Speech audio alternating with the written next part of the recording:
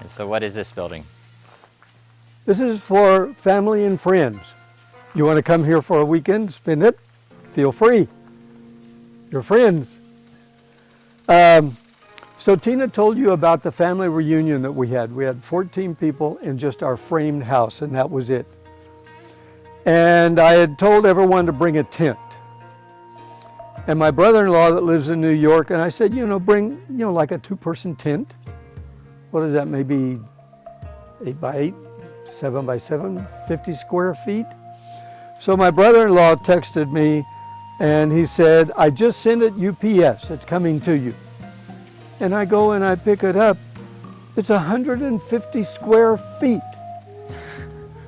This was all forest here. It was just like that, 150 square feet. So I had to come over here, and it was just about this area right here where the platform is. I cleared all of that so he could so we could set up his tent. And then it's got 3 chambers in it. One was for their bedroom, and the other was where his wife did yoga, and the 3rd section was his office. And then he gets here and he goes, oh, Michael, do you have an outdoor extension cord? And I go, yeah, I just happen to have one. 150 feet, so he plugs into our power pole out there, brings it all the way over to here, and now he's got electricity. He's got a blow-up air mattress in there. But anyway, that was how I decided to put the bamboo house back here.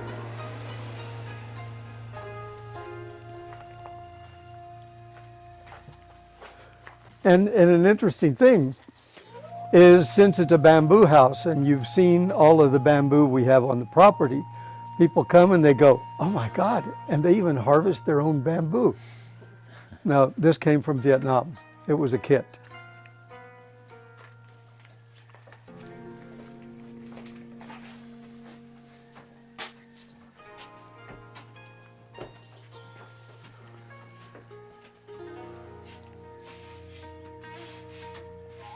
So nighttime is really nice because they have LED that illuminates this, goes all the way around.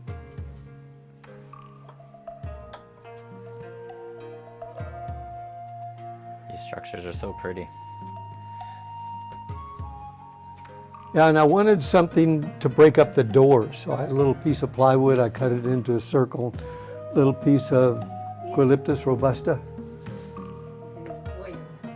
The what? The way. Oh. It's outside. Yeah. Yeah, we'll get to it, I guess. Yeah. So when they built the house in Vietnam, they set it up in a giant warehouse, make sure everything is correct, then they disassemble it, then they put it into the shipping container, and then ship it to here. And the dimensions that they had for the windows that we were going to take out of Home Depot, they came up short, about 2 inches on the top and the bottom, all the way around. So I had to figure out something different. So this is the closest size they had to it in Home Depot. So what I did is I mosaiced inside and outside around each one of the windows.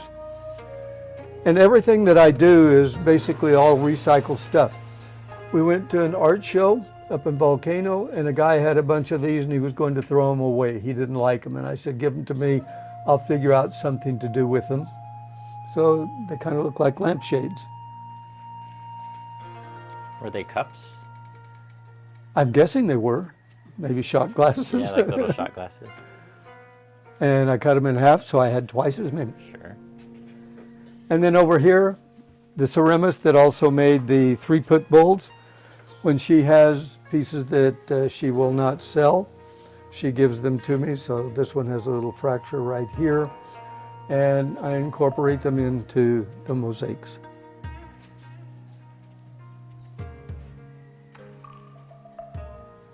Very neat. And in the morning, you come out here, you sit at the table, that's the view you have. And Tina and I have never spent a night out here yet. We keep saying that, we keep talking about it. We end up watching a movie in our house. It's time to go to bed. Well, hopefully soon.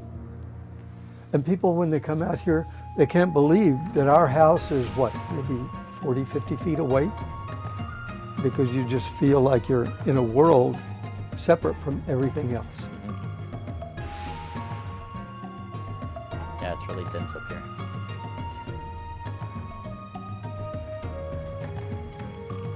So all of the tile, Carlton gives me the tile. I finally had to shut him off on that because I've got too much. And I just try to recycle. So all of my projects are basically recycled. And I cut this bottle in half, one side there, the other side over here. Little pieces of tile on my grapes. And what are these again? I don't know what these are. I got those at Habitat for Humanity in the Kona side, and they have something to do with construction where cement pieces come together. I think they're like a cap. But I thought they would look nice. Yeah, they're great. I still have to mosaic in here, cut the bottoms out. This is the bottom of this one.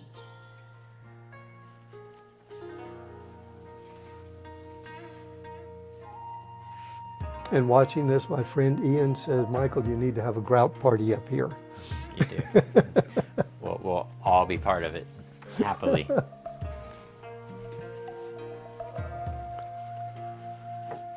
So I'm the one that started the mosaics. And I needed help occasionally, and I would call Tina and she'd show her how to do it. And so you'll see in the house, in the bathroom, she helped me do all of the fill. And she's now started on her own trajectory. This is stained glass right here, and got a mosaic, grout that as well. But she's become an artist on her own. So this panel's all you? Yep. Nice.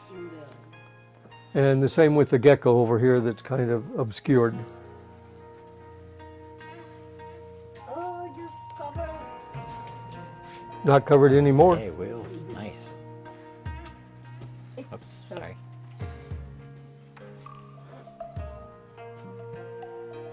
And this is all stained glass and beads. Yeah. Correct.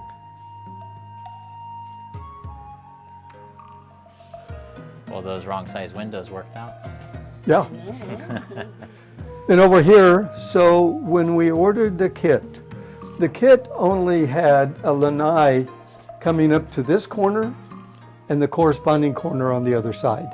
And I'm going, no, it's an octagon. You want to see what's around every corner. So we had them do the lanai all the way around because you want to see what's on the other side. Sure. And everyone that's come out here goes, oh my gosh, that's a great feature. So we left this section open here and we built a bump out for the bathroom and the shower. And I'm still working on this over here. But this is the start of my wood mosaics, and I collect stuff. Not a hoarder, I'm a collector. These are shotgun shells. Some motherboard, who knows from what. I would work with 4x4 tiles, and they tapered down, and that wouldn't work for me, so I cut the taper off and I saved the tapers. These are all the tapers. Interesting feature with those knives up there, stainless steel. And if you look at them closely, it says Hawaiian Airlines. So that's a double feature. They never used those because after the terrorism attacks, they would not allow stainless steel cutlery in the airlines. And now it's not Hawaiian Airlines, it's Alaska Airlines. So I have friends that remodel their homes and they've got wood, and so rather than the wood and the tile going into the dump, I tell them to save it for me and I'll figure ways to incorporate it. Experimenting with some engraving there. And the shower, this is all stuff that was going to be discarded.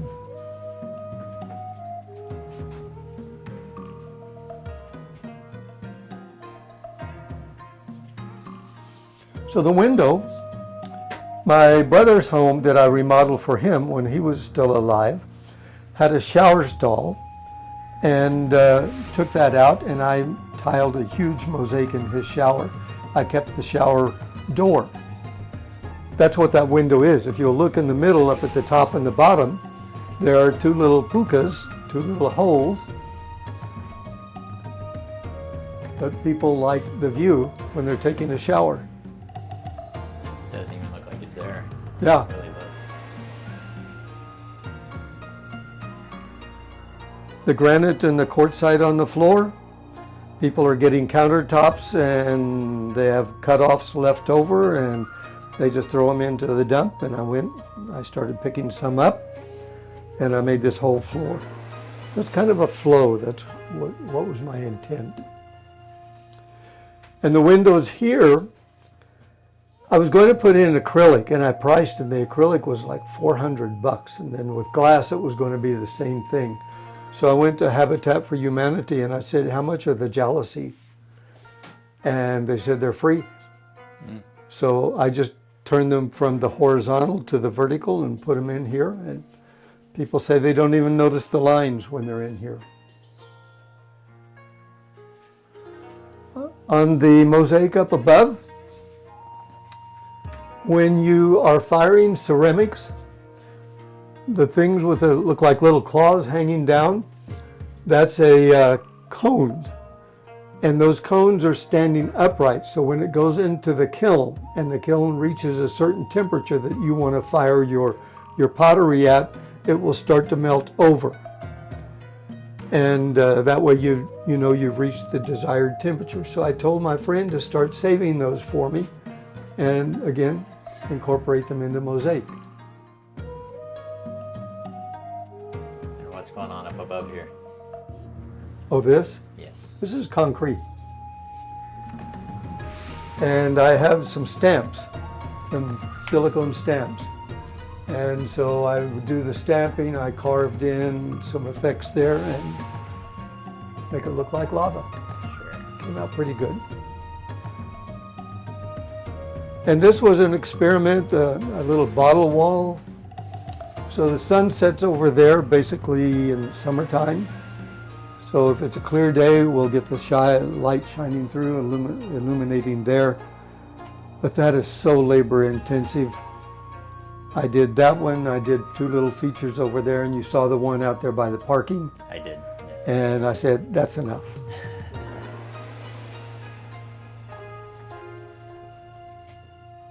More wood mosaic.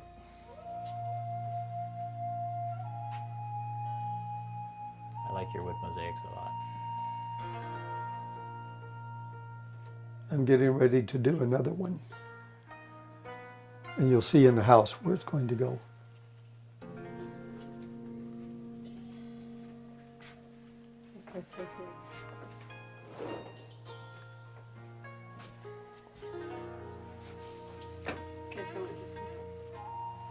So my son was and this is another type of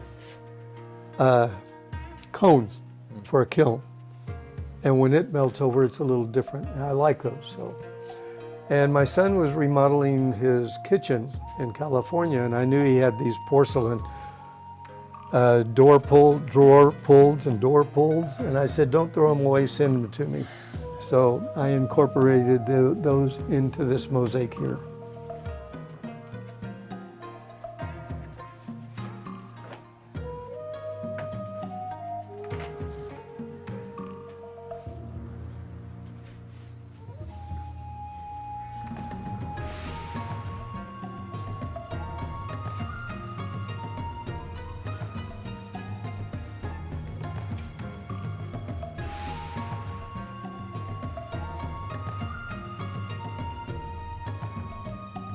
When you're out here, it's a completely different world. I've done some riding out here. Just sit in the recliner, listen to the breeze.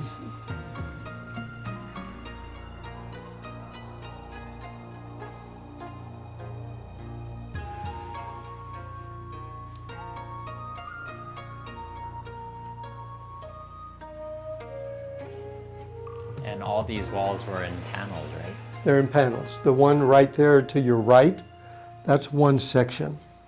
From the floor over there to there, up to the ceiling part.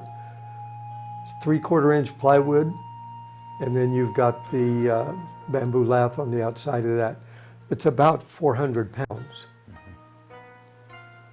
And again, I had no way to bring that back here, so it was all done in a little cart, a drywall cart. And then these little, these are just to hide bolts, Exactly, that's where they're bolted together. and that's bamboo as well? The bolt, No, this little cap. yes, that's a bamboo cap.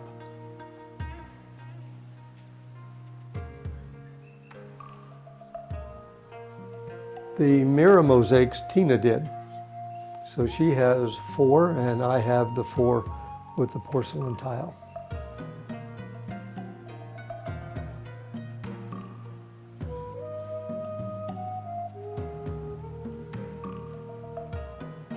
This one says aloha.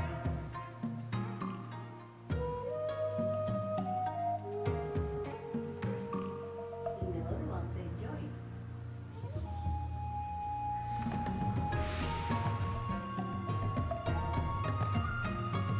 I like your little lighting up there too. Yeah, it's nice.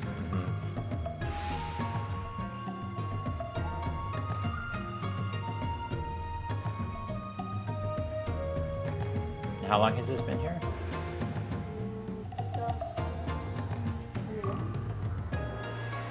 Yeah, about that. Is this a year you spend the night in here? No, we haven't. No, Well, is this the he's year? asking, is this the year? Ah, did you? Hopefully. Hopefully. Just follow the ahus. Yeah, it's a really, really pretty little place. And was it hard to find the company, or The company? yeah, that made this? No, there's a company in Pahoa, Bamboo Living. Oh, okay. And David Sands is the owner of the company, and David Sands is an architect, and he is the one that's been designing all of these, and he's built bamboo homes all over the world, huge structures. And this, once it was retrofitted in Vietnam, when it came here, it took them 2 days to put it all together. Wow. It's taken me years to finish it. It's pretty. And then there's a mosaic outside that we missed. The whale, Mhm. okay.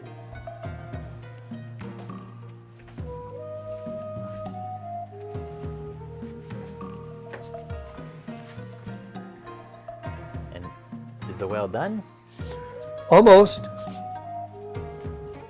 I get distracted. I still have about 6 inches of mirror to put up at the top. Oh, I see. And once I do that, then it's ready to grout.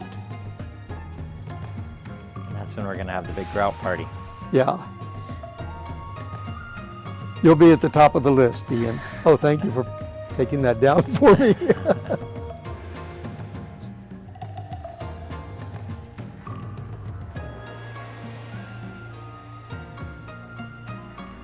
And this is the outside wall of your bathroom.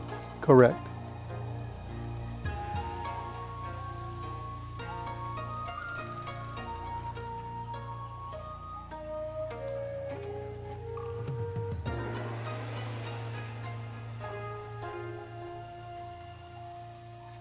And it'll have movement, you know, with the wind moving the bamboo, moving the leaves.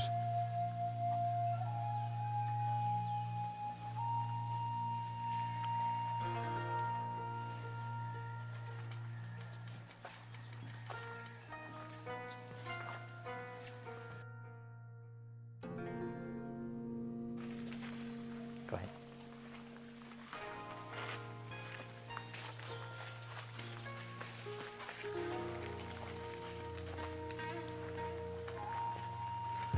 So we have lily koi. I created the arbors, and I constantly have to check, make sure they're not going up into the palms.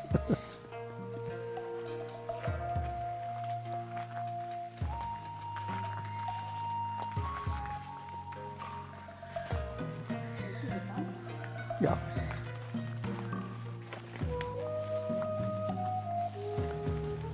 Over there is our compost bin. So we have 30 buckets that we compost all of our kitchen waste.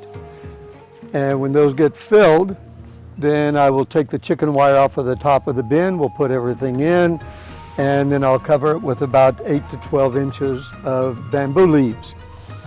And then the rain hits the kitchen scraps and the water percolates down, and we've planted these bamboos here, these bananas, and they're extremely happy. And you see we have a clump coming out right here. We've got another one that's mature up even higher. There. Oh wow, we've got 2 more coming out. One there.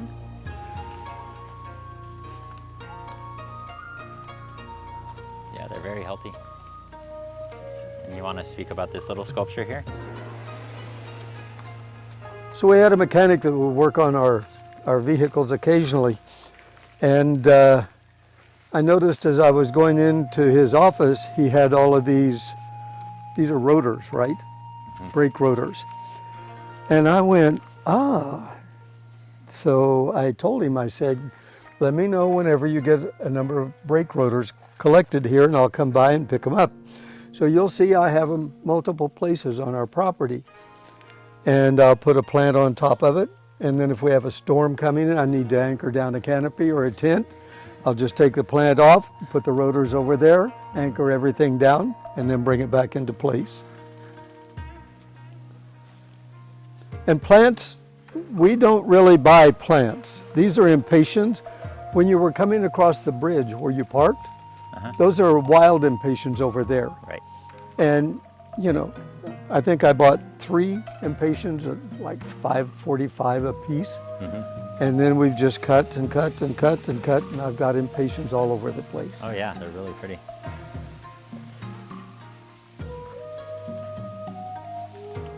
We have lights here, so when the sun goes down, the path is illuminated up to the bamboo house. And where you park your vehicle, that's illuminated up to our house. Nice. So it's quite nice. The bamboo, I have about 14 species of bamboo here. And this particular bamboo is native to Tina's country in Colombia. It's called guadua. It's got a thick wall on it and they use it. They build bridges out of it. They build homes out of it. Fantastic construction grade bamboo. But it has a mean thorn. I was just going to say that. Yeah. I'm familiar. With guadua? Yeah. Yeah. You don't wear a long sleeve shirt, you wear leather. Sure, yeah. But it is construction grade. I'll take you on back here.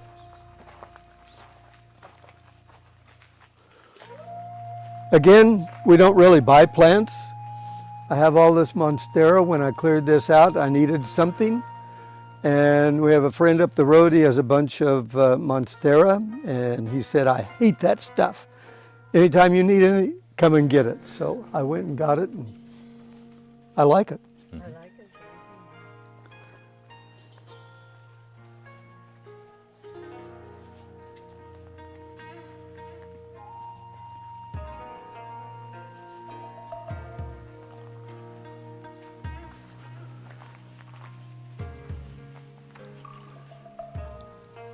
See the frogs, the bullfrogs?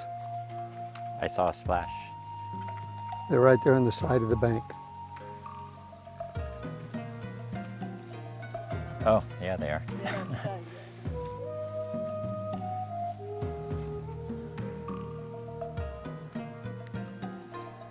I had some at my old property, but they would never let me get that close. So this little pond, the neighbor back behind us told us, if you have a place where water tends to pool, when he comes here with the excavator, have him dig it out a little bit. So we did. And there is no liner in this. And the water level stays just about like this all year long. Wow. And she had a tree that fell over her road. And I went and I cut the tree so she could get out, cut it up into pieces. So to thank me, she bought 4 koi fingerlings and came to give them to me. Well, Tina and I were in town that day. And so she just came back and dropped them into the pond. And then the next day she said that she wanted to go and see if I'd noticed the fish. So she came with her daughter, and the daughter said, Mom, let's go back and see the fish. And I'm going, there are no fish back there. There's nothing there. And we came back, and Heather was just laughing like everything. I wanted to see your expression if you would have seen the 4 fingerlings in there. You would be going, oh my God, there's an underground spring here somewhere. So we have about 14 koi in here, and they are all descendants of those 4 fingerlings. Oh, wow. The water hyacinth I leave in there. When it gets too dense, and it's about too dense now, I will just use the pitchfork, dig it out and put it over there. But the fish like it. They get in, they nibble on the roots. It oxygenates the water as well and keeps the algae bloom down. So it's kind of a little ecosystem back here. Yeah, it looks really good. It's really clear.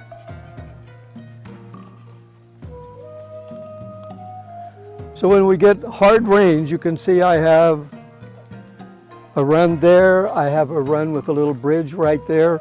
So water starts coming down, and it'll flow through here, and it'll flow over there. It'll come into this pond. It'll overflow from there and go down. Basically, I just keep it moving. Can you explain how you build your little bridges? Yeah, that's a ferro cement technique. I had met a guy, an American married to a Mexican, living in San Miguel de Allende in Mexico. And he builds homes out of ferro cement. And we went down there. He was going to have a course on how to learn the technique of ferro cement for a week. And so I sent him an email and I said, Steve, a week, you can only learn just a small amount. And he said, I've got a little house. I'll rent it to you for $100 a month. So we went, how long we were there? Like 4 months. 4 months, working with him. So this is basically a 3/8" rebar built with a little bit of arc. And then I put metal lath over it, and then I come in with a fairly thick cement. Sand and cement, no gravel. And put the first coat on. The second day I'll do the second coat, and that's it. Is there plywood to keep it from falling out in the Nope, beginning? nothing. No? It's like, you use like, almost like putty.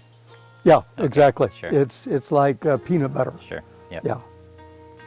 And in your shed behind you, that's one as well, I right? did the same thing. Yeah. And the bridge that you walked across from where your truck is, you probably didn't even notice that was a bridge. That was all made with ferro cement. Yeah, and it's quite thin. It's labor intensive. And when I was buying the metal lath for, I think it was like a 3x7 sheet or 3x6 sheet, was $7.58. Now it's somewhere around $21 a sheet. Unbelievable. Right, but for our environment, Oh, I did put It's really a 2x3 in there to support it, but I don't need it. You can see it's already broken out, right, but it'll hold. yeah. But in our environment, if you made it out of wood, it just rots. Oh yeah, it'll be gone in no time. Yeah, so Yeah. pretty neat. I've never really seen anyone build little bridges, especially so thin.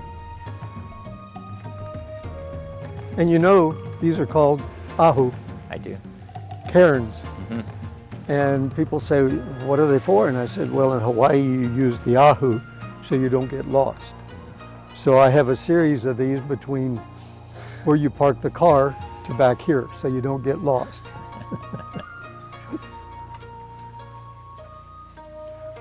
So when we bought the property, you see the dense forest over there, right here behind us? This whole property was like that. So all of this I've cleared out by hand because I couldn't get a machine back here. When I cleared out for the bamboo house, that was 150 hours and a pull saw, a little Japanese pull saw. Again, it's my health club. Sure. And it's Vive, which Yeah. is very invasive, Yeah, exactly. It's, fairly hardwood. that grows into just thickets. It's like the fruit of the vivea is not really fruit. It's basically a covering over 50 seeds. And when it falls, the covering dissipates and all 50 seeds will germinate.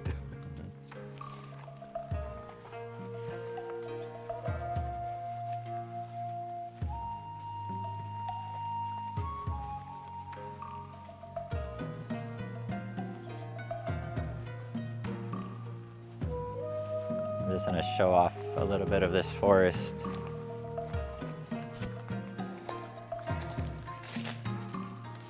So basically this is how the whole property used to be.